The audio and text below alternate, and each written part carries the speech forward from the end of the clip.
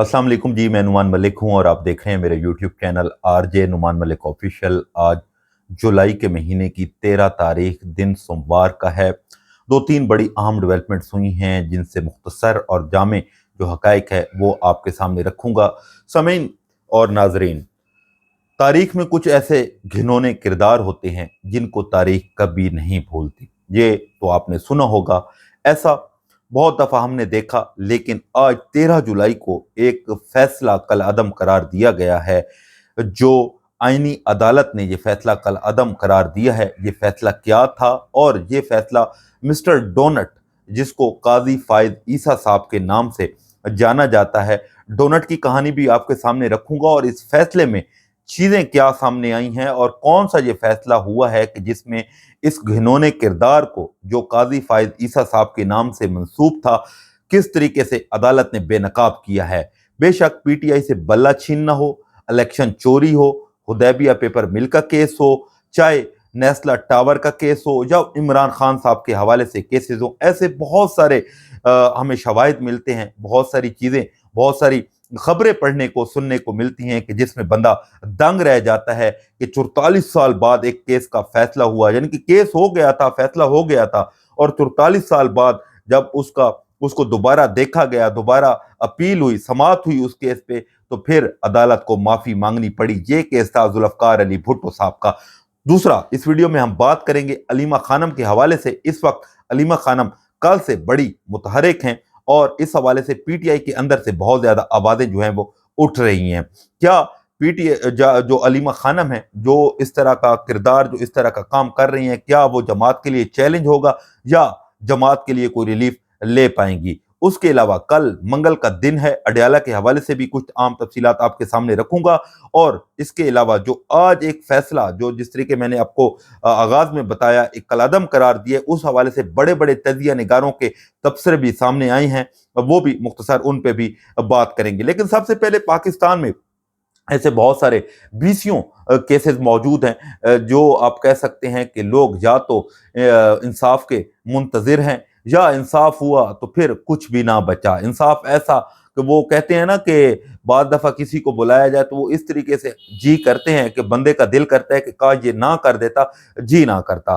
तो इस तरह के बहुत सारे फैसले अदालतों से हुए। लेकिन सबसे पहले मैं खबर की तरफ आना चाहूंगा, क्योंकि तारीख जो है कभी भी घिनौने किरदारों को नहीं छुपाती। काजी फायद ईसा साहब का दौर पाकिस्तान की बदतरीन अदलिया का दौर गुजरा है। ये मैं नहीं कह रहा, ये बहुत सारे तजिया निगार, बड़े बड़े सहाफी, बड़े बड़े कालम निगार, बड़े बड़े लिखने वाले, बड़ी बड़ी खबरें देने वाले लोग यही कहते हैं कि काजी साहब का जो दौर था वो पाकिस्तान की तारीख का, पाकिस्तान की अदलिया का एक घिनौना और एक काला किरदार था। उन्होंने वो फैसले किए जो आज तक किसी ने भी, किसी चीफ जस्टिस ने नहीं किए। उन्होंने वो सब कुछ किया जो ना कानून में आता था, ना आइन में आता था, और ना ही उसके कोई ऐसी चीजें मिलती हैं। चाहे वो नेस्ला टावर हो जिसके 17 फ्लोर थे 2021 में, जिसको गिरा दिया गया, चाहे वो मोनाल रेस्टोरेंट हो आज से 2 साल पहले, जिसमें बहुत सारे लोग काम करते थे, बहुत सारे लोगों का रिस्क लगा हुआ था, और उसको काजी फायद ईसा ने कहा कि जी इसको गिरा दो, और उसके बाद उसको गिरा दिया गया। आज आखिरकार आईनी अदालत ने यह फैसला किया है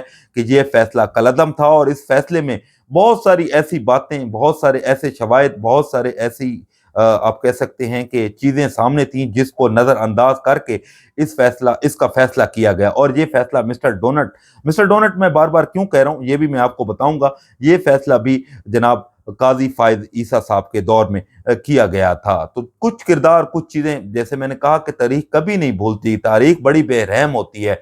आज भी अदालती निज़ाम, जब जब जैसे जैसे निज़ाम जो है वक्त गुजरता गया, तो आज भी इन घिनौने किरदारों का जिक्र सामने आ रहा है। मिस्टर डोनट वही मिस्टर डोनट है जो एक इस्लामाबाद की F6 F7 की एक बेकरी पे जाते हैं, वहां से वो डोनट खरीदते हैं, और जो वहां पे लड़का उनसे पूछता है कि आप वही काजी फैज ईसा हैं जिसने जो जिस तरीके के गलत फैसले कर रहा है और ये सारी चीजें कर रहा है।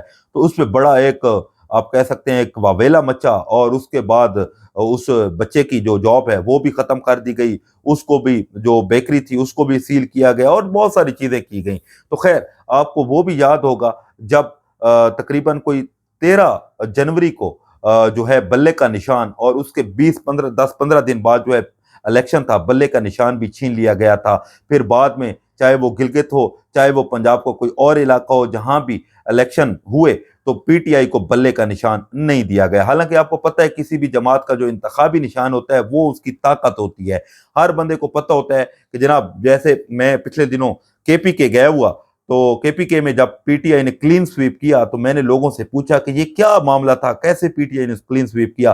तो उन्होंने कहा कि यार, यहाँ पे चाहे वो पढ़े लिखे लोग थे, चाहे वो अनपढ़ थे, चाहे लोगों को पता था कि हमारे इलाके में या हमारे एरिया में ये उम्मीदवार है, उनको नाम तक नहीं आते थे उम्मीदवारों के। लेकिन एक चीज जो थी, जो सबको, चाहे वो पढ़ा लिखा था, चाहे वो अनपढ़ था, चाहे वो गोरा था, चाहे वो काला था, चाहे वो पश्तून था, चाहे वो जिस भी जबान और रंग नस्ल का बंदा था केपीके में, उसको सिर्फ ये पता था कि इमरान खान का जो इंतखाबी निशान है, जो पीटीआई का इंतखाबी निशान है, वो बल्ला है। तो हमने सिर्फ बल्ला देखा, बाकी ये हमने नहीं देखा कि हमारे एरिया में कौन उम्मीदवार जो है इस वक्त इलेक्शन लड़ रहा है। तो खैर, इस फैसले को जो ना बल्ला भी छीन लिया गया और बाद में इलेक्शन चोरी हुआ, अब वो भी इलेक्शन भी आपके सामने है, मुख्तलिफ शहरों में भी इलेक्शन हुए, तो उसमें पीटीआई को बल्ला जो है वो नहीं दिया गया। तो खैर जनाब, मिस्टर डोनट्स का जो किरदार रहा है वो मैं आपको सामने रखा है, लेकिन आज जो फैसला हुआ है उसके चंद जो अहम पॉइंट्स हैं वो भी मैं आपको बता देता हूँ। फिर हम बात करेंगे हुदैबिया पेपर मिल के हवाले से, और उसके अलावा और भी कुछ बातें मौजूद हैं, वो भी मैं आपके सामने रखूंगा।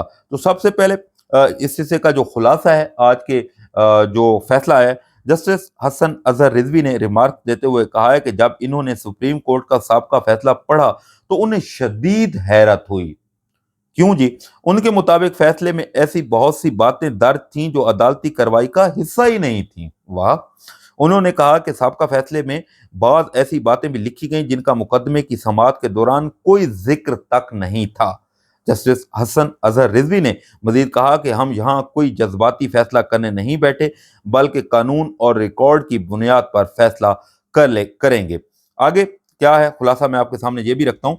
समाअत के दौरान जब वकील आजम नजीर तारड़, अगर आपका इशारा किसी और आजम की तरफ है तो नाम तस्दीक जो है वो मैं कर देता हूँ। आजम नजीर तारड़, वही आजम नजीर तारड़ जो बड़े अदालतों में बड़े उनका चर्चा होता है, बड़ा नाम होता है। तो खैर, तो वफाकी आईनी अदालत की बेंच की तारीफ करते हुए कहा कि अदालत ने इस मुकदमे का बहुत बारीक बीनी से मुताला किया है। तो जस्टिस हसन अजहर रिजवी ने उन्हें फौरन रोक दिया।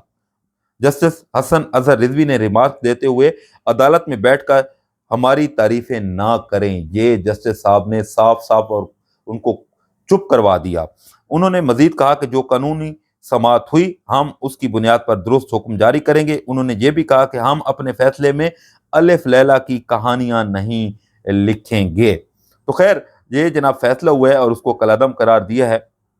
ये 2 साल से केस जो है मुनाल का चल रहा था। बड़ा एक खूबसूरत होटल था और सबसे बड़ी खूबसूरत बात ये थी, वहाँ पे सैकड़ों लोग ऐसे थे जो गरीब लोग थे, कई सालों से मुनाल रेस्टोरेंट के साथ जुड़े हुए थे, जिनका रोजगार जुड़ा हुआ था। सारी चीज़ें हुई, बहुत सारी बातें और भी सामने आई, लेकिन काजी फायज ईसा साहब ने इसको गिराने का हुक्म दिया और ये सारी चीज़ें हुई। तो अब मैं बात कर लेता हूँ हुदैबिया, जो काजी फायज ईसा साहब के दौर में ये सारी चीज़ें भी हुई। हुदैबिया पेपर मिल में शरीफ खानदान के मुतअद्दिद अफराद के नाम सामने आए थे, जिसमें नवाज शरीफ, शहबाज शरीफ, अब्बास शरीफ, हुसैन नवाज, हमजा शहबाज और मरियम नवाज। इसके अलावा नवाज शरीफ के वालिद और वालदा के नाम भी मुख्तलिफ मराइल में मुकदमे के रिकॉर्ड में शामिल रहे। अलबत्ता ये वाज़ेह करना ज़रूरी है कि किसी मुकदमे में नामजद जब मुलविस होना जुर्म साबित होने के मुतरादिफ नहीं होता। किसी भी शख्स की कानूनी जिम्मेदारी का तयन अदालत के हतमी फैसले और दस्तयाब शवाहिद की बुनियाद पर होता है। मुकदमे की समाअत 3 रुकनी बेंच ने की थी।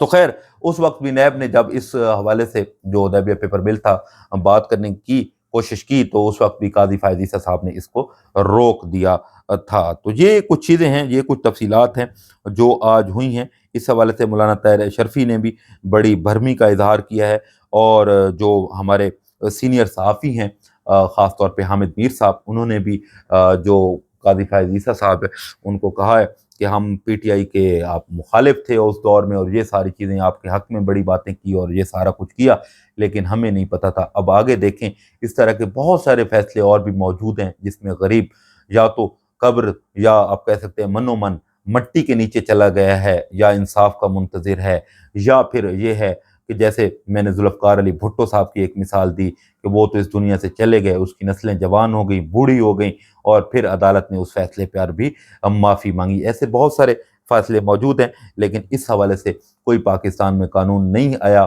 یا قانون نہیں ہے کہ جناب فیصلہ کیا کرنا ہے۔ کم از کم قانون جو ہے وہ ضرور ہونا چاہیے، لیکن 26ویں اور 27ویں یعنی ترامیم کے بعد جو عدالتیں بے بس ہوئیں، لیکن آج کا جو فیصلہ ہے اس سے یہ واضح ہوتا ہے کہ کہیں نہ کہیں کچھ چیزیں پگھل رہی ہیں، کہیں نہ کہیں کچھ چیزیں ایسی آ رہی ہیں کہ جس سے کوئی نہ کوئی جو سیاسی ماحول ہے اس میں تبدیلی نظر آ رہی ہے۔ اب ہم بات کر لیتے ہیں علیمہ خانم کے حوالے سے۔ علیمہ خانم کل بڑی متحرک تھیں، KPK کے مختلف شہروں میں گئیں۔ پہلے تو کہا گیا کہ وہ وزٹ پہ ہیں، پھر لوگوں نے ان کا استقبال کیا، پھول برسائے گئے، خوب نعرے بازی ہوئی، لوگوں نے پارٹی پرچم اٹھائے ہوئے تھے، ساری چیزیں ہوئیں۔ تو اس حوالے سے علی محمد خان نے ایک ٹویٹ بھی کیا تھا 2013 میں، آئی تھنک انہوں نے ٹویٹ کیا کہ موروثی سیاست PTI کا حصہ نہیں ہے، تو کل اس ٹویٹ کو دوبارہ ری ٹویٹ کیا۔ تو آج اس کے حوالے سے علیمہ خانم نے جواب دیا کہ جناب جو موروثی سیاست کے حوالے سے بات کر رہے ہیں، ایسی کوئی جگہ نہیں ہے ان کے لیے۔ اگر وہ کہتے ہیں موروثی سیاست کے وہ خلاف ہیں تو آئیں بیٹھیں، عمران خان صاحب کی رہائی کے لیے کام کریں، عمران خان صاحب کو اسپتال منتقلی کے حوالے سے بات کریں، نہیں تو اگر انہوں نے موروثی سیاست دیکھنی ہے تو پھر وہ پیپلز پارٹی میں جا کر بیٹھیں، نون لیگ میں جا کر بیٹھیں، لگ ان کو پتہ جائے گا کہ موروثی سیاست کیا ہوتی ہے۔ تو خیر بہت سارے لوگ اس حوالے سے علیمہ خانم پہ تنقید بھی کر رہے ہیں کہ انہوں نے، کیونکہ جب بھی کوئی بات ہوتی ہے تو PTI کی قیادت یہ کہتی ہے کہ جب معاملہ پگھلنے لگتا ہے، چاہے ملاقات تک بات پہنچتی ہے یا عمران خان صاحب کو ہسپتال منتقلی کے حوالے سے بات پہنچتی ہے، تو علیمہ خانم کوئی نہ کوئی ایسی بات کر دیتی ہیں جس سے معاملہ بگڑ جاتا ہے۔ تو کچھ لوگ یہ کہہ رہے ہیں کہ جی علیمہ خانم سیاست میں آنا چاہتی ہیں، پارٹی پہ قابض ہونا چاہتی ہیں، تو اس حوالے سے انہوں نے یہ سیاست کا ان کا پہلا قدم ہے اور یہ ہے۔ اور کچھ لوگ یہ بھی کہہ رہے ہیں کہ علیمہ خانم جو ہیں وہ شاید گرفتار بھی ہو جائیں، کیونکہ ان پہ مختلف مقدمات بھی ہیں۔ اگر وہ گرفتار ہوں گی تو پھر آگے جو معاملات ہیں وہ اب دیکھیں کس طرف جائیں گے۔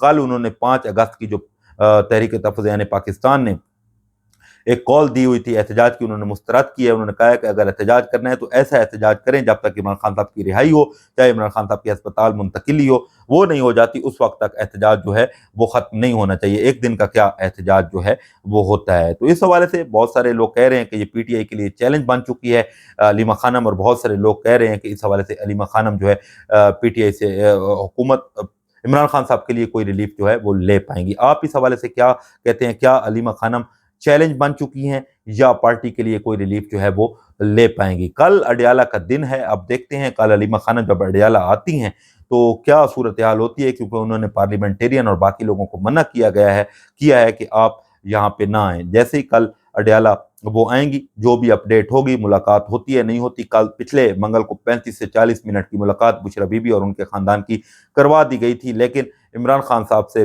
ابھی تک کوئی ملاقات جو ہے وہ نہیں کروائی گئی۔ ٹائم بہت کم رہ گیا ہے، القادر کیس کا فیصلہ بھی قریب ہے، تقریباً 8 سے 10 دن گزر چکے ہیں، 2 ہفتوں کا ٹائم تھا۔